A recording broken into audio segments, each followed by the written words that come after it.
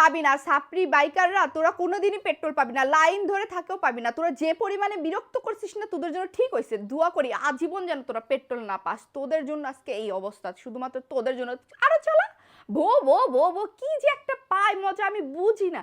এই বিকট সাউন্ড করে এই সাপ্রি বাইকাররা কি পায়, মানে এই সাউন্ডের মধ্যে কি আছে? মনে করে কি নিজেকে খুব সুন্দর লাগতেছে?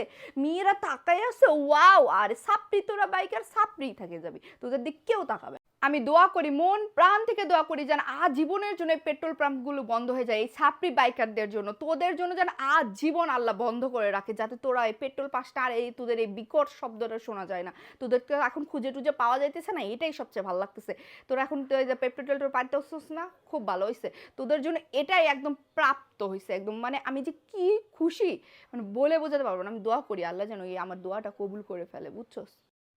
এই যে ছাপরি যারা বাইকার আছে, যারা সারাদিন কিনা পো বো বো বো করে বাইক চালায় আর এত বিকট সাউন্ড করে, এদের না এখন আর খুঁজেই দেখা যাইতেছে না।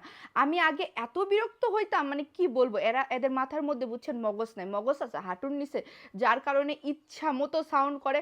বোঝেও না যে আশেপাশে মানুষ বিরক্ত হতে পারে। এগুলো চালানোর জন্য একটা প্লেস থাকা উচিত যেখানে কিনা মানুষকে বিরক্ত হবে না, মানুষ বিরক্ত হবে না। এদের জন্য এই পেট্রোলটা বন্ধ হয়েছে, পেট্রোলটা বন্ধ হয়েছে না, আমি দোয়া করি আর জীবন যেন বন্ধই থাকে। মানে এদের যেন এই অত্যাচারটা যেন সহ্য না করতে হয়। মানে এই সাপ্রি বাইকাররা যে পরিমাণে জ্বালায়, যে পরিমাণে অত্যাচার করে, মানে এদের জন্য এই শাস্তিটাই সবচেয়ে ভালো হয়েছে। এখন পেট্রোল কোথায় গেছে? এখন তো টাকা দিয়েও খুঁজে পাইতেছিস না। তোদের উপর না আল্লাহর তরফ থেকে গজব পড়ছে। তোরা যে পরিমাণে সাউন্ড করিস, প্রত্যেকটা মানুষ সেই সময় বলে যে পর পর পর, তারপর ডট ডট ডট, মানে আর বললাম না, মানে উপরে যান চলে যা। তাহলে ভাবেন একটা মানুষ কতটা বিরক্ত হলে বলে যে তুই উপরে চলে যা। এত জোরে বাইক চালায়, পরিবারে কিছু শিখায় নাই, মানে পরিবার তুলেও কথা বলে।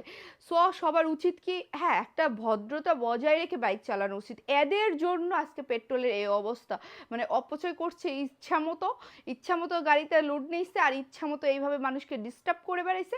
এই জন্য এই শাস্তিটা আল্লাহ তরফ থেকে আসছে। আর যদি তারা ভালো হয়ে যাইতো না, তাহলে এই গজবটা তাদের পড়তো না। মানে কি বলবো, এই মানে সাপ্রি এই বাইকারগুলোর জন্য এখন ভালো ভালো মানুষরাও ভোগান্তিতে পড়তেছে, এনারাও পেট্রোল পাইতেছে না। মানে এদের কি আর বলবো, বলার মতো আমি আসলে ভাষা খুঁজে পাচ্ছি। কোনো ভদ্র পরিবারে কেউ কখনো এত বিকট সাউন্ড দিয়ে কখনোই বাইক চালাবে না। তোদের মতো এই ছাপড়ি বাইকারদের জন্য জানিস বাসা বাড়িতে ছোট ছোট বাচ্চাদের কত প্রবলেম হয়, কত সাফার করে তারা। তোদের জন্য শান্তি মতো বিকেল বেলাটা ঘুমাইতেও পারে না। তোরা এক সাপড়ি, দেখেই বোঝা যায় সাপড়ি টিকটকার বাইকার। এই যে চুলের হেয়ার কালার দেখেই তো বোঝা যায় যে এই বাইক নিয়ে যেতে ওই সাপড়ি টিকটকই বানাবি। তো তোদের জন্য সাফার করে এই মাসুম বাচ্চারা। প্রত্যেকটা বিল্ডিংয়ে একটা না একটা ছোট মাসুম বাচ্চা থাকে যারা কিনা তোদের জন্য বিরক্ত হয়। তোরা দিন রাত কিচ্ছু বুঝিস না, বুঝবি কি করে? তোদের তো পারিবারিক শিক্ষাও নাই, নলেজও নাই যে কখন কি করতে হয়। এই শিক্ষার অভাবের জন্য আজকে তোরা সাপড়ি।